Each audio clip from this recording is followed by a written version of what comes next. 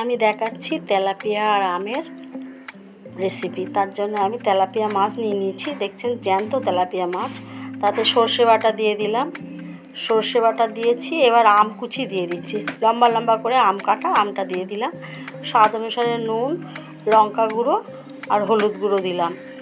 দিয়ে একটু বেশ কিছুটা সর্ষের তেল দেবো, দিয়ে এটাকে ভালো করে আমি মাখিয়ে নেব। মাখিয়ে নিয়ে আমি এবার এটাকে কড়াতে তেল দিয়ে দিয়েছি। কড়া এবারে আমি কালো জিরে ফোড়ন দিলাম। এবার কালো জিরেটা একটু ভাজা ভাজা হয়ে গেলে এবার আমি মাছগুলো একটা একটা করে সব ছেড়ে দেবো। এটা খেতে দারুণ হয়, শুকনো ভাতে মেখে খাবেন, খুব ভালো লাগবে। এবার আমগুলো দিয়ে দিলাম ওপর দিয়ে, আর মশলা যেটা ছিল ওটাও দিয়ে দিলাম।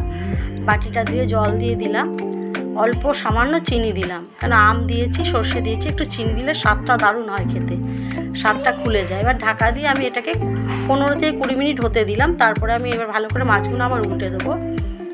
মাছগুলো প্রায় সেদ্ধ হয়ে এসছে, মাছগুলো এবার উল্টে দিলাম। দিয়ে আবার আমি 5 মিনিটের জন্য 4টে কাঁচা লঙ্কা দিয়ে 5 মিনিটের জন্য ঢাকা দিয়ে দেবো।